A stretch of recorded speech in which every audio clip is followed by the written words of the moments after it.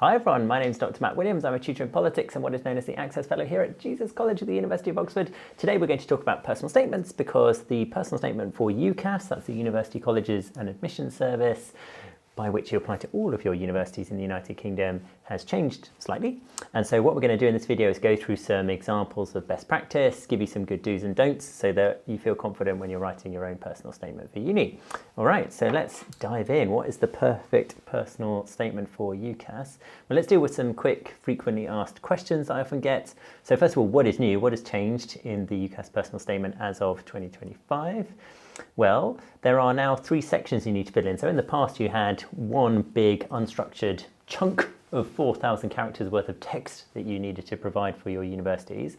Now that chunk has been disaggregated into 3 chunks. One on your motivation, in other words, why you want to study the particular course.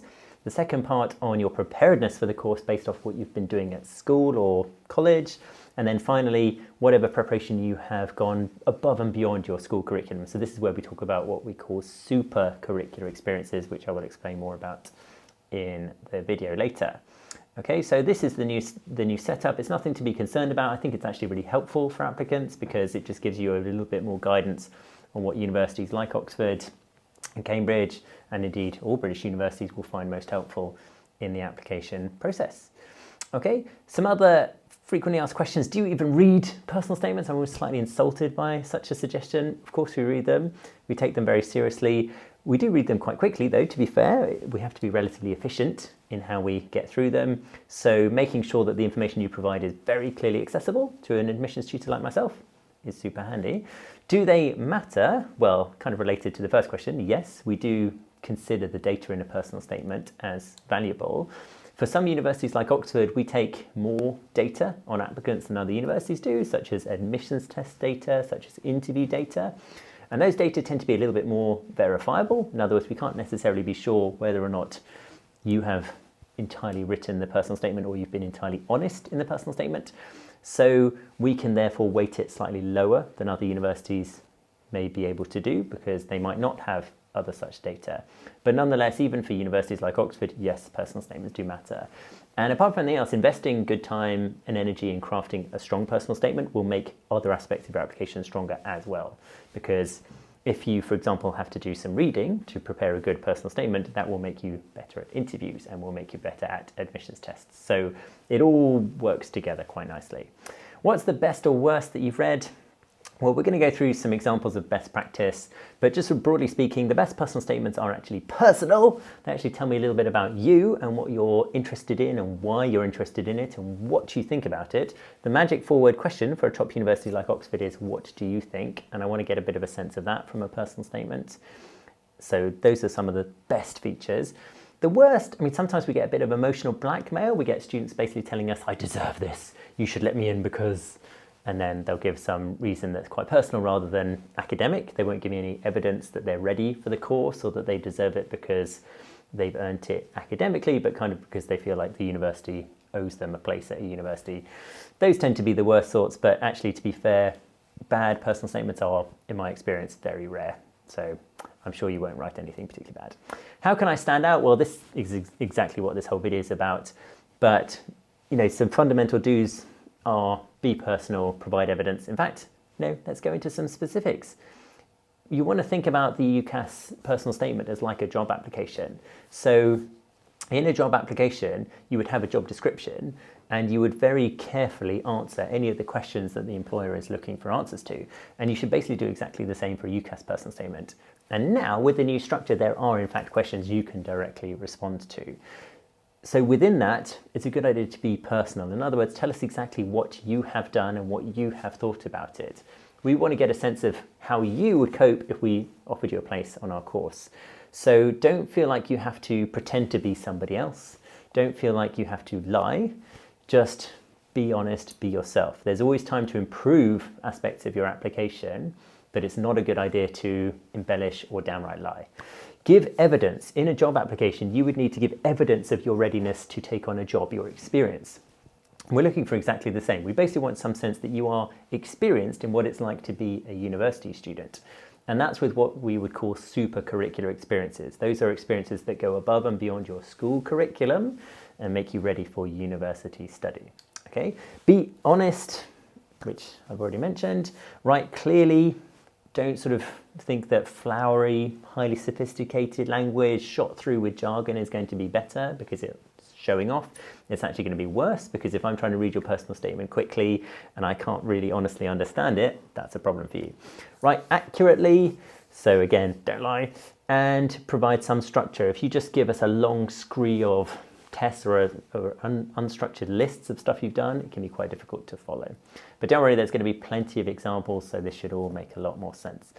So, big question on many people's lips at the moment is whether or not they should just sack it all in and cheat and use ChatGPT or other AI to write the personal statement for you. I mean, the costs of that are pretty obvious in that if you don't put any effort into writing a good personal statement, you won't develop the skills that will actually help you get into university. Because part of this is the journey, not just the destination. It's not just about spitting out 4,000 characters of a personal statement. It's about building the experiences and building the thoughts so that you become a credible university student. And just getting a computer to do that for you is obviously a bad idea. But that said, you might want to see if an AI can help you with your writing style, help you clarify things, help you structure things a bit more clearly. That's not a terrible idea. But if you just straight up get AI to do it all for you, then yeah, that's not going to help you at all. Okay, so otherwise, have a think about it. Right, over to you. So what we're going to do is I'm going to go through the 3 sections of the new UCAS personal statement, and I'm going to give you a bunch of examples, and I want you to have a think about how these could be improved or what particular problems you see. So effectively, you're going to play the part of me. So I'm an admissions tutor at Oxford University, and you're going to play my role. You're going to read some example personal statements, and you're going to tell me what you think about them, right? So you can pause the video if you want, you can take some notes, or you can just watch the whole thing through, whatever suits you best. But have a look at these. These are all examples that are based off reality, but they are not real examples because obviously I don't want to just steal someone's data and copy and paste their personal statement. It would be rather rude of me, but they are true to the sorts of things that we tend to see at universities like Oxford. So the first section of the new UCAS personal statement is your motivation for the course. Why do you want to study these courses? That's the question that you're being asked to respond to. And I've got 8 examples for you to give me your thoughts on. So example number 1, the broad applicability of law, its integral role in everyday life, and the continual opportunities it presents for adaptation and intellectual growth are among the primary reasons I am compelled to pursue its study. Okay, so again, quite a representative opening for a personal statement, and broadly speaking, pretty good. But what do you think could improve this? How would you sharpen this up? How would you make it even stronger? I've got a couple of fairly minor suggestions. First of all, you don't need to capitalize the word law. It's not a proper noun, so don't do that. It's very common for students to do that, to capitalize their subject name, but it's absolutely not required. That's not a deal breaker. I'm not going to deny someone a place on that basis, so it's not the end of the world, but it's worth noting. I think the bigger issue with this is that it is a long, very complicated sentence. There are a few abstract nouns like adaptation and applicability, which I'm not entirely sure of the meaning of. So I think this sentence could be better if it was chunked up into shorter sentences, if it used slightly plainer language. You know, things like reasons I am compelled to pursue its study, it's just a waste of characters. You could just say why I want to study it. You know, you can make your life and the reader's life simpler if you use simpler language. So I think that's the primary issue with this, but otherwise the broad thrust of it is good. Okay, next up. Immersion in earth sciences is my mission as the planet hangs on a precipice and we need to kickstart a response. So again, it's a fine as an opener. I think the primary problem I have here is that it is a jumble of mixed metaphors. Now, this is very common for undergraduate or prospective undergraduate students to do, but what we've got is someone who is immersed, but nonetheless has a mission, that the planet is hanging on a precipice and that they need to kickstart a response. So there are actually 4 metaphors in one sentence. And use of metaphor is fine, provided you're conscious of it, you're aware of what you're doing with it.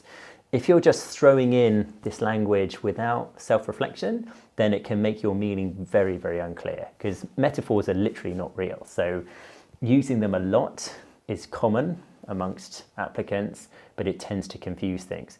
That last metaphor, kickstart, is a dead metaphor because it's referring to something that people don't do anymore. You know, you don't kickstart motorcycles unless you've got an old one. And again, that's fine, but you know, why are you using that? Does it actually help you communicate your meaning? I think it's something you need to have a think about. Okay, next up, I decided to learn Chinese whilst watching the 2019 Hong Kong protests, and I thought deeply about the protesters' attempts to preserve their freedoms that ironically developed during a colonial phase of British rule. So it's good, it's personal, it's telling us the story of how this person's interest in learning Chinese started. No problem with it. I think, again, my issue, similar to the law example, is that it's just a long, complex sentence. It's starting with motivation to learn the language, and it's finishing with a reflection on colonial rule by Britain in one sentence. I think sometimes people are tempted to have very, very long sentences with lots of subordinating clauses and things like that. Please don't. I'm trying to get your meaning as quickly and as efficiently as possible. If you have shorter sentences, it's almost always easier for people to understand. But nonetheless, that was pretty good. Okay. Next up, pathetic motifs in Pride and Prejudice, as well as Austen's skillful use of euphemism, revealed to me how literature can work to delegitimize gender norms. Oof. Wow, so it sounds really super fancy because they're using technical terms like pathetic or bathos and motif, which is quite a common term used in literature. But this is just baffling. I can't fully understand it. It's intriguing, but it's not easy to understand. I think sometimes students sort of adopt a way of speaking which they think academics use to sound sophisticated when actually it's just confusing. So it's fine to tell us about your interests, and it's fine for those interests to be sophisticated, but try and communicate them in a way that's easy to understand.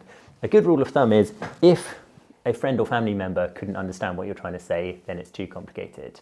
So try and get someone to read it who's not an expert in the discipline. Whilst you can include some jargon, some technical language for various subjects, you still need to have a sense that it's clear why you're using it and what you're using it for. Okay, and I think in this case there's a problem with that. Also, they've misspelt Jane Austen's name, which is a red flag. So be careful with that. Okay, next up, I really enjoy the interconnections of human and physical geography, and I'd relish the opportunity to study these fascinating challenges we face in 21st century. So again, personal seems fine, but a few problems with spelling and grammar. In this case, the word opportunity is misspelt. Challenges we face in the 21st century would be more accurate. And also, they've used I'd rather than I would. Now, broadly speaking, you should avoid using abbreviations and apostrophes. Just spell it out. I would rather than I'd would be better here. But otherwise, the content is fine. I've wanted to be a doctor for as long as I can remember. As I have grown up, my fascination with human physiology has only grown. Now, this is a sort of a bit of a cliche of saying I wanted to do something since I was, knee-high to a proverbial grasshopper, and therefore I deserve this. It's fine if it's true, right? So some people get worried that they can't say, I've wanted to do this, I've wanted to be a doctor for a long time. It's fine. If it's true, it's fine. But you don't need that. It's not like I'm looking for that. You don't need to be legitimating yourself by saying you've had this long-standing interest in it, because that's not necessary. Also, in the second sentence, they've used the word grown twice, which is, again, not a deal breaker, but it's something that you should probably try and avoid. Okay. PPE is the ideal interdisciplinary subject to explain how we live together. My interest in it emerged with the BLM, that's Black Lives Matter, protests of 2022. I took part in activism to obtain justice. So again, fine, personal. Be careful if you're not applying to PPE everywhere. PPE stands for philosophy, politics and economics. Not all universities offer that.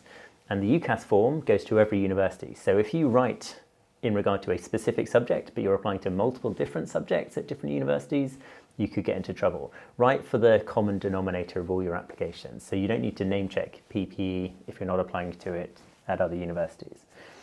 Some people get concerned about admitting to being involved with student protest or activism.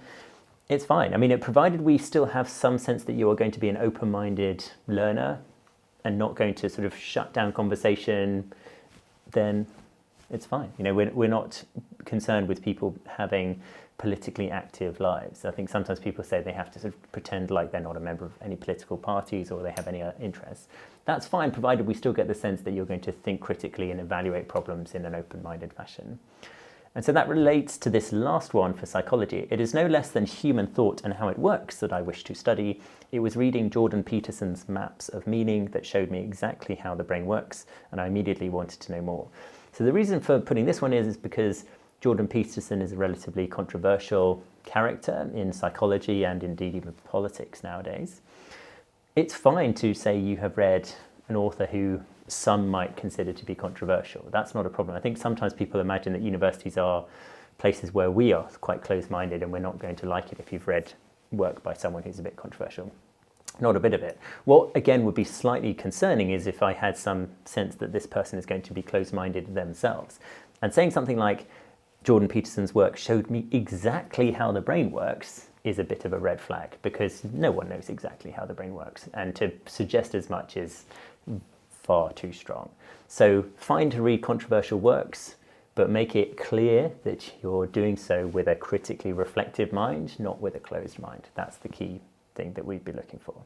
Okay, so moving on to question 2 and some templates this time. So this is some structures that could help you in setting up how to write it. So this question is with regard to preparedness for your course. How has your learning so far helped you to be ready to succeed?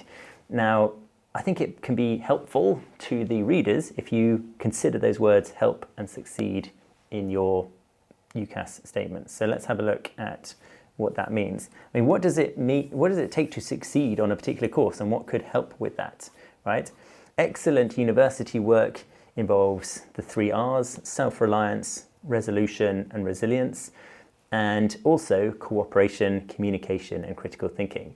So if you can tell us about what you've been doing at school, at college, that helps you succeed on a course, perhaps referring to those 3 R's or those 3 C's, that's the sort of thing that admissions tutors are going to be interested in. So I've got some examples from the following 5 subjects, which can hopefully give you a bit of a template for how you can do this, right? So, for example, as part of an A-level geography field trip, I saw blah, and I was particularly interested in wah. So this is where we can say, you tell us about what you've been doing as part of your A-level work and why you found it particularly helpful. This is how it can provide evidence that something you have studied already has helped you prepare for university. So you're really directly tailoring it towards what the universities will find as useful data. Okay, next up, an example. For an EPQ on the wife of Bath, I concluded blah, I learnt and I would like to explore further.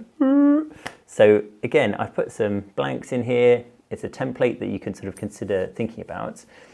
What we quite like to get a sense of is some of your thoughts. Remember, the magic 4-word question at top universities is, what do you think? And this person is telling us about a piece of work they've done on the wife of Bath. Even though it's within their school curriculum, an extended project qualification is your opportunity to explore something on your own. And so I'd love to know what you came up with, what you thought about. It would be so useful as evidence of your preparedness to do this sort of stuff at university. So it's perfect. Okay. I struggled at first with hyperbolic functions in further maths. Doing helped me to succeed. Now, see how I've specifically put the words help and succeed in that sentence, because then I'm directly answering the question. That's always helpful to an admissions tutor. Just like, as I said earlier, if you're applying for a job and you directly make reference to the job description, it's super helpful for the people offering the job. So do it. Okay. Incidentally, it's not a problem to say you struggled with something at school. You know, the idea that you have to be perfect at everything is not true. My politics A-level introduced me to John Locke's liberalism, which I connected to my interest in law by...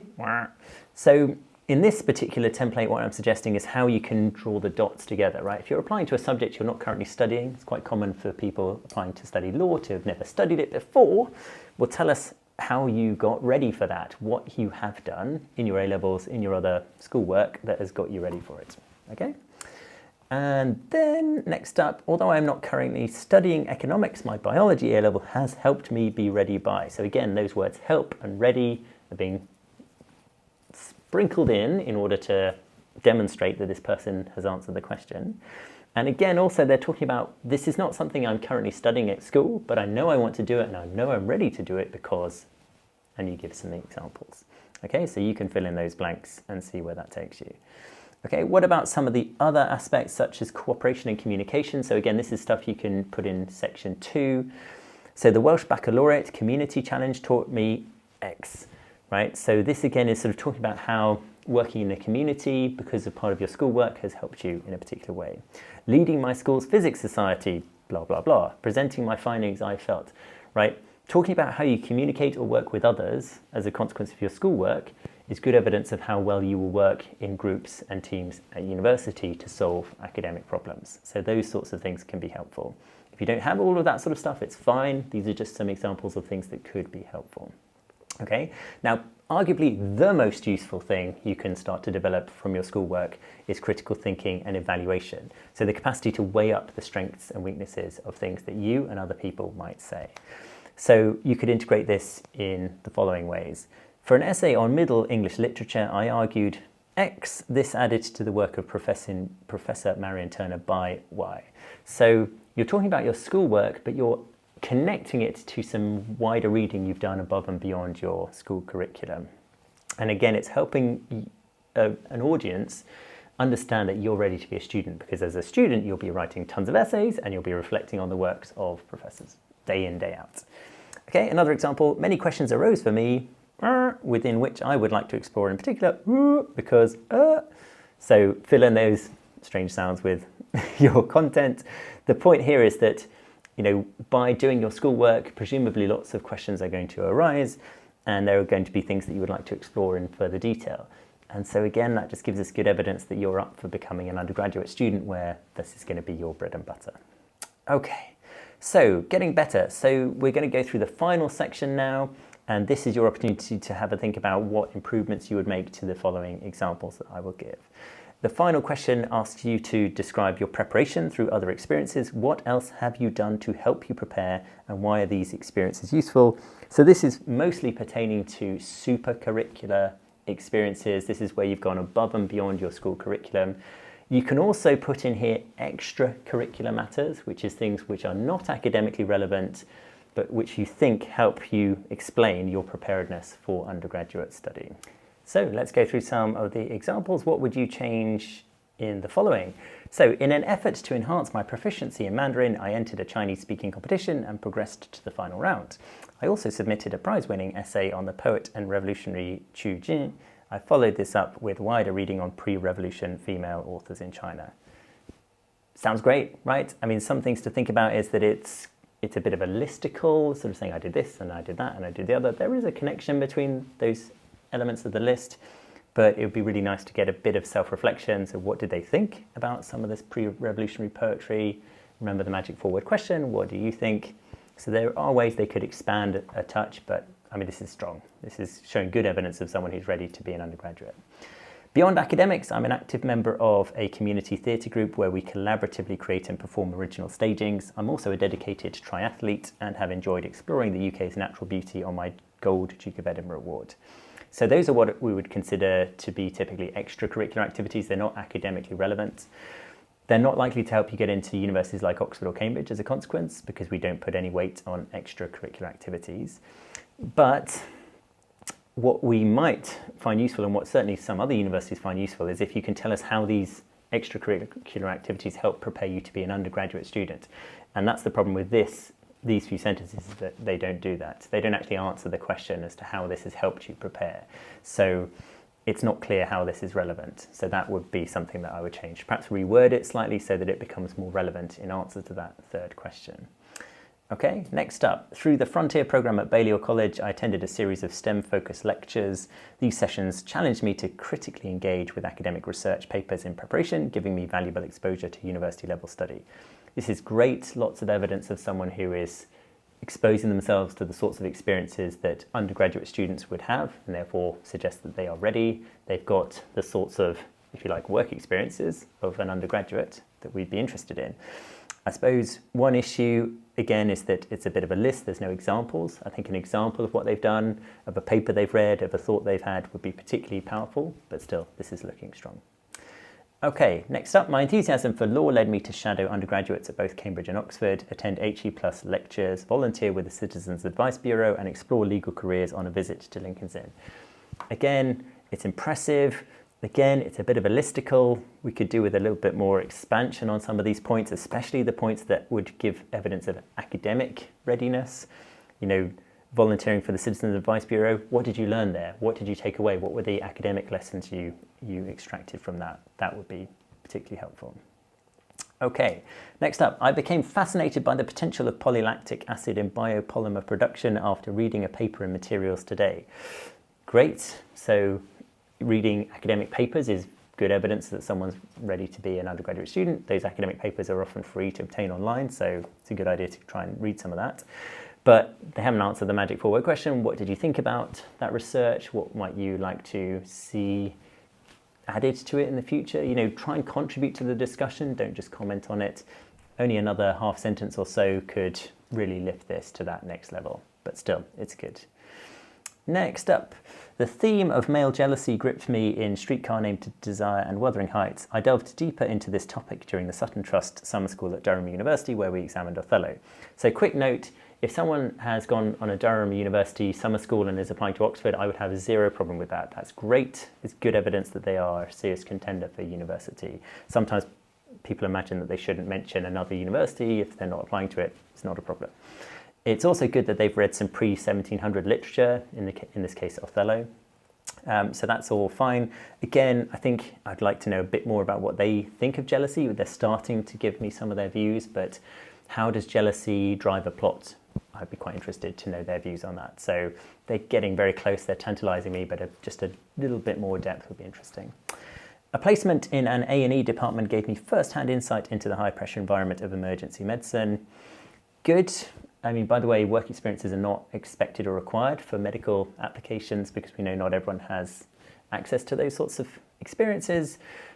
But again, perhaps they could reflect on some of the academic lessons they took away from the experience, what they learnt about emergency medicine, what they thought about it, and so on. But still, this is good.